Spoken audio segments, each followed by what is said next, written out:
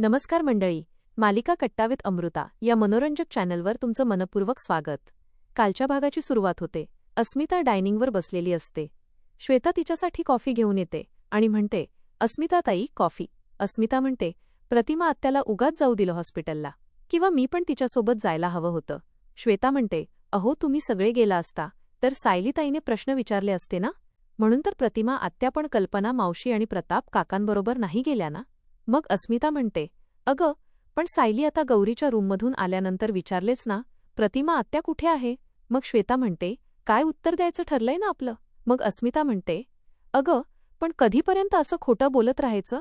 तेवढ्यात सायली तिथे येते आणि म्हणते, हे काय, आई कुठे आहे. मग अस्मिता म्हणते, सुमन काकूंचा कॉल आला होता ना, रविराज काकांच्या ओळखीची माणसं कोणीतरी भेटायला आलेत ना, म्हणून प्रतिमा आत्याला जावं लागतं. मग सायली म्हणते, आज सगळेच कसे मला न सांगता घराबाहेर जातात. श्वेता म्हणते, अगं अर्जुन सर घरी आले नाहीत ना, म्हणून तू असा काहीतरी वाकडा तिकडा विचार करतेस. सायली ताई इकडे प्रतापराव डॉक्टरांना विचारतात, अर्जुन कसा आहे. डॉक्टर सांगतात, मी फार काही सांगणार नाही. अर्जुनला जी जखम झाली आहे ती खोल मणक्यापर्यंत गेलेली आहे. मग कल्पना विचारते, अश्विन हे काय आहे. मग अश्विन म्हणतो, आपल्याला दादाची सर्जरी करावी लागेल. मग अश्विन डॉक्टरांना विचारतो, ही सर्जरी किती गुंतागुंतीची असेल आणि दादा बरा होण्याची किती शक्यता आहे. मग डॉक्टर म्हणतात, सर्जरी खूप गंभीर आहे, मी आता कुठलीच गॅरंटी देऊ शकत नाही. तुम्हाला फक्त एवढंच सांगतो, आमचे पूर्ण प्रयत्न आम्ही करतो. इकडे सायली अस्मिताचा हात आपल्या डोक्यावर ठेवते आणि म्हणते, माझी शपथ घेऊन सांग अस्मिता, तू माझ्यापासून काही लपवत नाहीस ना. अस्मिता काहीच बोलत नाही. मग सायली म्हणते, अस्मिता अगं बोल ना. तेवढ्यात स्मित रडतो. अस्मिता म्हणते, स्मित रडतोय, मी बघून आले, आणि ती तिथून जाते. मग सायली श्वेताला म्हणते, श्वेता अगं तू तरी सांग. मग श्वेता म्हणते, मी सांगते सायली ताई. तेवढ्यात अस्मिताचा फोन वाजतो. तो अश्विनचा फोन असतो. मग तो फोन सायली बघते आणि म्हणते, श्वेता अगं अश्विन भाऊजी फोन करतायत, जा अस्मिताला नेऊन दे. मग श्वेता म्हणते, अगं त्या गोलूला शांत करतायत ना, तूच घे ना, तोपर्यंत मी आलेच. मग सायली फोन उचलते. तेवढ्यात अश्विन तिकडून थेट बोलायला चालू करतो. तो म्हणतो, अस्मिता ताई मी काय सांगतो ते नीट ऐक. दादाची कंडिशन खूप क्रिटिकल आहे. इथे व्हिजिटिंगला जे डॉक्टर आले होते ते म्हणतात दादाच्या मणक्याला खूप मार लागलाय आणि आपल्याला सर्जरी करावी लागेल. पण ती सर्जरी सुद्धा खूप क्रिटिकल आहे असं सुद्धा म्हणत होते. सर्जरी झाल्यावर सुद्धा दादाची काय अवस्था असेल, तो पूर्णपणे बरा होईल की नाही याची काही गॅरंटी नाही असं म्हणतायत ते. अस्मिता ताई दादाचा जीव धोक्यात आहे ग, आणि तो रडतो.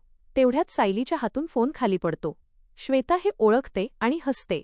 सायली म्हणते, असं काही नाही होऊ शकत, यांना काही नाही होऊ शकत, आणि ती मागे मागे जात असते. तेवढ्यात अस्मिता तिकडून येते. तिला पाहून श्वेता सायलीला सावरते. मग अस्मिता आणि श्वेता तिला खुर्चीवर बसवतात. अस्मिता म्हणते, लक्ष कुठे आहे तुझं, पडली असतीस ना आता. मग सायली म्हणते, असं नाही होऊ शकत. हे ऐकून अस्मिता म्हणते, काय झालं सायली. मग सायली म्हणते, यांना काही झालं ना तर माझा जीव जाईल ग, मला नाही जगता येणार, आपण हॉस्पिटलला जाऊया. मग अस्मिता श्वेताकडे बघते. श्वेता म्हणते, अश्विन दादांचा फोन आला होता तुमच्या फोनवर, तिने घेतला. मग अस्मिता सायलीला म्हणते, आपला अर्जुन बरा होणार आहे ग, आपल्याला पॉझिटिव्ह राहायला हवं. मग सायली खूप रडते आणि अस्मिताला मिठी मारते. ती म्हणते, मला नाही जगता येणार ग, मी नाही जगू शकणार, चल ना आपण हॉस्पिटलला जाऊया. मग अस्मिता तिला शांत करण्याचा प्रयत्न करते. सायली तिथून एकटी निघते आणि म्हणते, मला हॉस्पिटलला जायलाच हवं, मला हॉस्पिटलला जायलाच हवं. अस्मिता म्हणते, अगं सायली या अवस्थेत तू कुठे एकटी चाललीस, प्लीज ऐक माझं. मग सायली तिच्यावर ओरडते, अस्मिता तू माझ्यासोबत येणार नसशील तर मी एकटी जाईल. इकडे हॉस्पिटलमध्ये सगळे खूप अस्वस्थ असतात. मग प्रतिमा म्हणते, अस्मिता घरी वाट बघत असेल, तिला अर्जुनच्या तब्येतीबद्दल कळवायला हवं. प्रतापराव म्हणतात, घरी काय सांगणार आहोत तिला, अर्जुनची ही जी अवस्था आहे. मग अश्विन म्हणतो, मगाशी मी कॉल केला होता, मी तिला सांगितलं की दादाची कंडिशन क्रिटिकल आहे, पण ती काही बोलली नाही तेव्हा. मग प्रतिमा म्हणते, तिच्या आजूबाजूला सायली असेल, सायलीसमोर अस्मिता काहीच बोलू शकणार नाही. मग अश्विन म्हणतो, म्हणून मी पुढे काही बोललो नाही.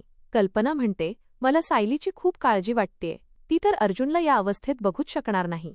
चैतन्य म्हणतो, सायली वहिनीला कळलं तर तिची काय अवस्था होईल, कल्पना करून सुद्धा भीती वाटते. मग कल्पना म्हणते, मला तर देवावर सुद्धा खूप राग येतोय, तो आपल्याशी का असं वागतोय, का माझ्या मुलाच्या जीवाशी खेळतोय. माझ्या अर्जुनला काय झालं किंवा सायलीला काय झालं ना तर मी परत कधीच कुठल्याही मंदिराची पायरी नाही चढणार. चैतन्यला इन्स्पेक्टर साहेबांचा फोन येतो. तो बोलत बाहेर जातो. इकडे अस्मिता सायलीला म्हणते, हे बघ सायली, तुला हा त्रास होईल ना म्हणून आम्ही कोणी काही सांगितलं नाही. आणि मम्मा आणि डॅडने मला सांगितलंय तू इथं थांबलीच पाहिजेस, म्हणून ते दोघे गेलेत ना हॉस्पिटलला. मग सायली म्हणते, आणि आई पण नंतर तिथेच गेली ना हॉस्पिटलला. आणि तुम्ही हे सगळं मुद्दाम माझ्यापासून लपवून ठेवलंत. या अवस्थेत सुद्धा तुम्ही इतकी महत्त्वाची गोष्ट माझ्यापासून कशी काय लपवू शकता? असं कसं काय वागलात तुम्ही? ते काय नाही. मला हॉस्पिटलला जायलाच हवं. अस्मिता म्हणते, मी तुझ्या पाया पडते. प्लीज तू जाऊ नकोस. प्लीज ऐक ना. श्वेताही म्हणते, सायलीताई प्लीज प्लीज. हे बघ, तुला अर्जुन सरांची अवस्था बघवली जाणार नाही. तुला त्रास होईल आणि बाळालाही त्रास होईल. प्लीज सायलीताई. अस्मिताही म्हणते, प्लीज. त्या दोघी सायलीला थांबवण्याचा खूप प्रयत्न करतात. पण सायली जाते. मग अस्मिता श्वेताला म्हणते, श्वेता, तू स्मित आणि गौरीकडे लक्ष दे. मी सायलीला थांबवण्याचा प्रयत्न करते. आणि ती पडलेला फोन उचलून सायलीच्या पाठीमागे धावते. इकडे इन्स्पेक्टर सावंत ज्या गुंडाला पकडलं त्याला 3rd डिग्री देऊन विचारत होते, मुलींच्या बाबतीत काय घडत होतं? काय प्लॅन होता तुमचा? कोणाच्या सांगण्यावरून करत होता? सांग. मग तो गुंड म्हणतो, मला काही नाही माहिती. खरंच सांगतोय, मला काही नाही माहिती. मग इन्स्पेक्टर निकम त्याची गळपट्टी धरतात आणि म्हणतात, माहीत नाही? पैसे घेऊन काम करतोस ना तू? कोणाकडून पैसे घेतोस? माहीत नाही तुला? बोल. त्या मुलींना पळवायला कोणी सांगितलं होतं? बोल. आणि त्याला खूप मारतात. ते त्याला पुन्हा विचारतात, बोल, हे सगळं कोण करतंय? तो म्हणतो, मला माहीत नाही. इकडे सायली घरातून बाहेर पडते. तिला अर्जुनसोबतचे क्षण आठवत असतात.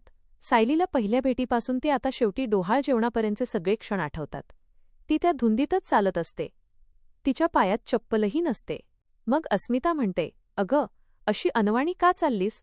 आणि ती ड्रायव्हरला फोन करून सायलीची चप्पल हातात घेऊन तिच्या पाठोपाठ येते. अस्मिता सायलीला थांबवते आणि म्हणते, सायली, तुला हॉस्पिटलला जायचंय ना? आपण जाऊया. पण प्लीज अनवाणी जाऊ नकोस. हे घे तू चप्पल. आणि अस्मिता तिच्या पायात चप्पल ठेवते आणि ती सायलीला घेऊन निघते. इकडे मानसीला एक लेडी म्हणते, हे बघ बाळा, आता तुला पोलिसांनी सोडवलं की नाही? मग तुला आता कुठल्याही प्रकारचा धोका नाहीये. पण तुला ज्या लोकांनी त्रास दिलाय त्या लोकांना शिक्षा तर व्हायला हवी. त्यासाठी माझ्या काही प्रश्नांची उत्तरं देशील? मग मानसी इन्स्पेक्टरकडे बघते. मग ती लेडी तिला पाणी प्यायला देते. मानसी ते पाणी पिते आणि मग ती तिला प्रश्न विचारते, मला सांग, तुझ्या बाबतीत काही चुकीचं घडलं? तुला कोणी नेलं होतं? या सगळ्याच्या मागे कोण आहे, माहिती आहे तुला? इकडे बाहेर राकेश मानसी काही बोलली का यासाठी माहिती काढत असतो. एक माणूस कॉन्स्टेबलला विचारतो, साहेब, ते वात्सल्य आश्रमातील मुलगी तुमच्या इथे आहे, ती काही बोलली का? कॉन्स्टेबल म्हणतो, नाही. कोण आहेस तू? पत्रकार आहेस का? मग तो माणूस म्हणतो, नाही हो, मी पण एका लेकीचा बाप आहे. ती माझ्या पोरीसारखी आहे ना. काळजी वाटते की मुलींच्या बाबतीत असं नको व्हायला. मग कॉन्स्टेबल म्हणतो, अच्छा. काही बोलली नाही तीर्थरूप. एका गुंडाला सुद्धा ताब्यात घेतलंय, त्याने पण अजून तोंड उघडलेलं नाहीये. आमचे निकम साहेब आणि सावंत साहेब त्या दोघांना बोलतं करतीलच. मग तो माणूस आपल्या खिशातून एक पैशांचं पाकिट काढतो आणि त्या कॉन्स्टेबलला देण्याचा प्रयत्न करतो आणि म्हणतो, साहेब, हे तुमच्या मुलांच्या मिठाईसाठी ठेवा आणि त्या मुलीपर्यंत आणि त्या गुंडापर्यंत माझा एक निरोप पोचवा. कॉन्स्टेबल म्हणतो, अच्छा, मला लाच देतोस? मला वाटलंच होतं. हे बघ, मी माझ्या वर्दीची इज्जत करतो. जमणार नाही मला. चल, निघ. परत इथे तुझं तोंड दाखवू नको. आणि तो कॉन्स्टेबल आत निघून जातो. तिकडे हॉस्पिटलमध्ये अर्जुनला बाहेर घेऊन येत असतात. कल्पना म्हणते, अर्जुन, ऐक ना बाळा. उठ ना अर्जुन. मग प्रतापराव म्हणतात, कल्पना शांत हो. त्याला ऑपरेशन थिएटरमध्ये नेऊ देत. मग अश्विनही म्हणतो, मम्मा शांत हो. आपण डॉक्टरांना सहकार्य करायला हवं. आपणच असं वागलो तर कसं चालेल? मम्मा शांत हो. मग अर्जुनला ऑपरेशन थिएटरमध्ये घेऊन जाणार. तेवढ्यात सायली येते आणि म्हणते, थांबा. मग सगळेच मागे बघतात. तर सायली आणि अस्मिता आलेले असतात. सायली अर्जुनच्या जवळ येते आणि त्याला बघते. आणि अश्विन कल्पना यांना विचारते, काय झालं यांना? असे का झोपलेत? हे काय चाललंय? मग ती अस्मिताकडे बघून म्हणते, अगं, मानसीला आणायला बाहेर पडले होते हे. मग ती अर्जुनला म्हणते, अहो, उठा ना. उठा बघू. काय चाललंय तुमचं? अहो, मानसीला आणायला बाहेर पडलात ना तुम्ही? अहो, तुम्ही शब्द दिला होता मला मानसीला सुखरूप घरी परत आणणार म्हणून. आणि मला माहितीये तुम्ही तुमचा शब्द नेहमी पाळता. अहो, उठा. त्यासाठी तरी उठा. चला, खूप झालं आता. हा, उठा. अहो, आपल्या बाळाची शपथ आहे हा तुम्हाला. मी नाही बघू शकत तुम्हाला असं. मी नाही बघू शकत तुम्हाला असं झोपलेला. उठा. अहो, उठा ना. अहो, उठा ना. अहो, असं काय करताय? मग अश्विन म्हणतो, वहिनी, दादाला सर्जरीसाठी आत घेऊन जातायत. मग सायली म्हणते, मी जाते आत. अश्विन म्हणतो, वहिनी, आपल्याला अलाउड नाहीये. मग सायली म्हणते, मला ते काही माहीत नाही. मी आत जाणार. कल्पना आणि अस्मिता तिला थांबवण्याचा खूप प्रयत्न करतात. कल्पना म्हणते, सायली, शांत हो. सायली म्हणते, मी यांना एकटं सोडू शकत नाही. इकडे राकेशला कॉन्फरन्स कॉल येतो. सचिन, महिपत, प्रिया आणि श्वेता कॉलवर असतात. सचिन विचारतो, काय झालं राकेश? काही कळलं का? त्या मानसीने तोंड उघडलं का? आणि अण्णांचा माणूस काही बोलला का? मग राकेश म्हणतो, इथून मी एका कॉन्स्टेबलकडून माहिती काढली. मानसी आणि आपल्या माणसाने अजून तोंड उघडलेलं नाही. प्रिया म्हणते, नशीब माझं. मी आधीच बजावलं होतं ना, तुम्ही त्या दोघांना लगेच गाठा म्हणून. सांगितलं होतं आपल्या माणसाला की अजिबात तोंड उघडायचं नाही. आणि त्या मानसीला बजावून सांगा की फक्त आणि फक्त सायलीच्या विरोधातच तोंड उघडायचं. बरं, हे काम झालं की नाही? राकेश काहीच बोलत नाही. मग महिपत म्हणतो, अरे बोल ना. मग प्रिया म्हणते, म्हणजे अजूनही टांगती तलवार डोक्यावर आहेच. तर ते दोघं कधीही कुठल्याही क्षणी आपल्या विरोधात जाऊ शकतात. आपल्याला दगा देऊ शकतात. आणि तू काय असाच गप्प बसून राहणार आहेस का? राकेश म्हणतो, नाही नाही, माझं काम चालूच आहे. इकडे जवळच एक टपरी आहे. त्या टपरीवरून पोलीस स्टेशनला चहा जातो. तो चहा जो घेऊन जातो ना माणूस, त्याला मी गाठलंय. त्याला मी पैसे दिलेत आणि एक चिठ्ठी दिली. ती चिठ्ठी त्याने मानसी आणि त्या माणसापर्यंत पोहोचवली ना की आपलं काम झालं. टेन्शन नाही. मग महिपत म्हणतो, नक्की ना रे बाबा? का त्यात पण तू माती खाणार? मग राकेश म्हणतो, अण्णा, आता काहीतरी करायला हवं ना. हे बघा, मी स्वतः पोलीस स्टेशनमध्ये जाऊ शकत नाही. आणि एका हवालदाराला पैसे देण्याचा प्रयत्न केला, पण तो जरा जास्तच इमानदार निघाला. मग महिपत म्हणतो, अरे, पोलीसवाले इमानदारच असतात. आपल्यालाच 1-2 नग भेटले होते ज्यांनी आपला फायदा करून दिला. कळलं का? मग नागराज म्हणतो, एक मिनिट. तुम्ही काय आताही फक्त चर्चा करतच राहणार आहात का? मग श्वेता म्हणते, मग काय तर, नेहमी आपली चिडचिड. अशाने आपला प्लॅन वर्क होणार आहे का? इकडे हॉस्पिटलमध्ये प्रतापराव म्हणतात, म्हणजे अर्जुन एकटाच त्या गुंडांशी लढला. मग चैतन्य म्हणतो, त्याने जीवाची बाजी लावून मानसीचा जीव वाचवला. मग सायली म्हणते, कशी आहे मानसी आता? चैतन्य म्हणतो, आता बरी आहे. पोलिसांच्या ताब्यात आहे. सायकॅट्रिकशी बोलणार म्हणे तीर्थरूप. पण तिलाही थोडं रिलॅक्स व्हायची गरज आहे. इकडे डॉक्टर बाहेर येतात. मग सायली त्यांना म्हणते, डॉक्टर, मी हात जोडते. माझ्या नवऱ्याला लवकर बरं करा. डॉक्टर, त्यांना लवकर यातून बाहेर काढा. मी हात जोडते. डॉक्टर म्हणतात, हे बघा, आम्ही आमचे पूर्ण प्रयत्न करत आहोत. आता बाकी सगळं देवाच्या हातात. आणि हा भाग इथेच संपतो. तर मंडळी, तुम्हाला आजचा हा भाग कसा वाटला? तुमचं मत आम्हाला कमेंट करून नक्की सांगा. अशाच हटके, सोप्या आणि मनोरंजक मालिकांच्या अपडेट्ससाठी मालिका कट्टा विथ अमृतासोबत जोडलेले रहा.